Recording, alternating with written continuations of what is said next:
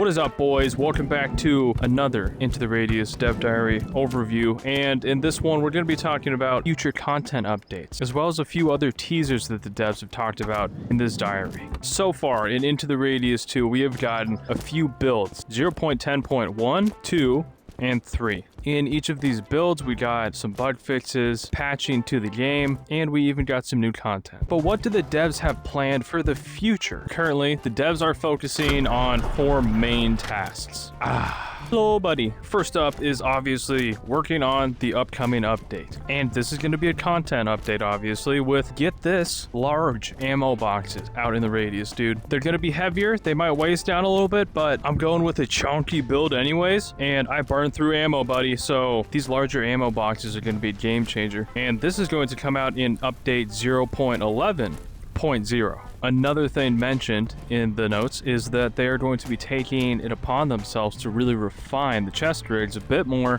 and paying close attention to detail to them so that they can be even more user-friendly. Along with this, they are working on armor vests and armor mechanics. Now, they're not going to speculate as to exactly how many they're working on for update 0.11 because the most important thing that they're focusing on is just creating a technical foundation that is going to allow them to introduce multiple different kinds of armor in future updates. Oh, fuck. Oh, no. All right, dude, I can see this little guy jumping around out there. I don't think he sees me, though. Oh, there's 2 of them. Oh, fuck. They knew that I was over here. Come on, buddy. There you go. He's hiding, dude. He's just chilling right there. He's trying to hide. Easy, dude.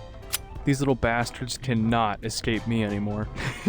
You know, honestly, man, I really wish that we could eat spawns in here, which leads us beautifully into this next topic. The devs are working on a hunger system. Now, basically, this will be a mechanic in the game that we will need to keep a close eye on because if we get too hungry, we might die. And in order to replenish this hunger, we can eat things like crackers, unfortunately not spawns, and other foods, which we don't really have much other food yet. Basically just crackers out here for the most part. So I'm assuming that there's going to be some food added in this next update too. That would be really cool content-wise to add back into the game. I really loved being able to eat pineapples straight from the can with a knife in the original Into the Radius, so things are looking hopeful for that in 0.11. And not only are we getting new mechanics added to the game, we're getting refinement of existing ones, such as the system for spawning anomalies and enemies around the maps. These are currently being enhanced by the developers, so in 0.11 they should be really dialed in. And this next one is a big one, actually.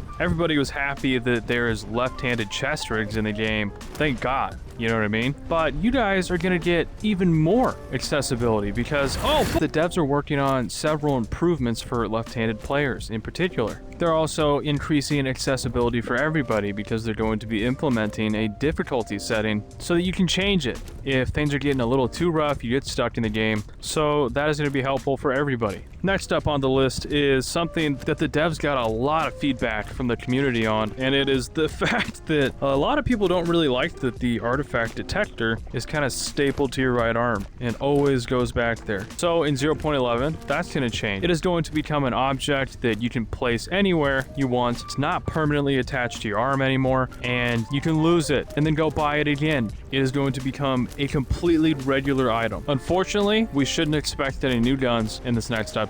That kind of sucks, but we can count on seeing a few new extended magazines, which is always helpful out here because it seems like you really can never have too many bullets. Plus, we're going to be getting new details and items placed throughout the locations of the radius. But probably the biggest change coming in the 0.11 update is changes to gameplay settings, like enemy behavior, anomaly, and loot placement, missions, overall balance in the game, and the economy of the game. And believe it or not, that is just the devs working on this next update. That's everything in the next update. But there are a couple other tasks that need to be done too. So simultaneously, they're working on future updates. And they can't say a bunch about exactly what they're doing, but for now, we do know that they are prototyping new enemies and anomalies, which will apparently fill in the gaps a bit when it comes to all of the anomalies and entities we can interact with currently.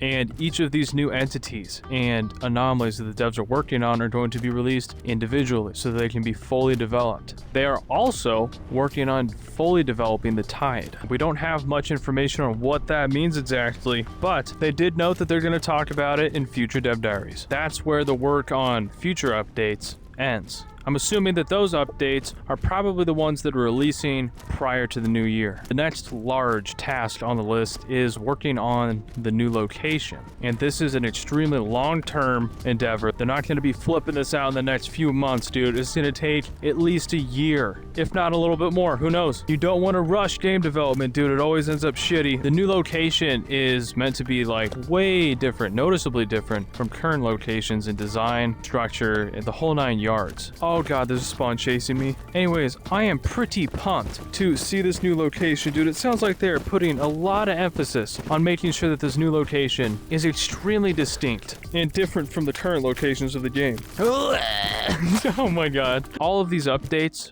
are going to have numerous under-the-hood changes that aren't necessarily going to be visible to the players, but they're going to be extremely necessary for the game to evolve and function properly. And with each new feature that gets introduced to the game, the entire system becomes more complex, more issues arise, more bugs happen. So after each update, there's going to be a follow-up patch to help fix some of those bugs or anything that goes wrong with the new updates. And this includes things like working on the stability of co-op mode. Note that these are just the devs' current plans. 4 Into the Radius 2, they could change at any time, and if they do, the devs promise that they're gonna let us know. Anyways, boys, that is the end of this dev diary overview. What do you guys think about all of the new stuff we're getting in these upcoming updates? New anomalies, new entities, changes to a lot of the major systems in the game. Is there anything that you didn't hear about in this update that you were looking forward to? Leave your feedback in the comment section, dude. I think that some of the devs watch these videos, so if they can read your feedback in the comment section, that would be a huge help. Anyways, bro, like the video if you liked it. Consider subscribing to the channel. I post videos every week. Shout out to the boys. Thank you, boys, for supporting the channel. I appreciate the hell out of you fellas. But most importantly, have an awesome rest of your weekend, my dude, and I will see you guys on the next one. Bye.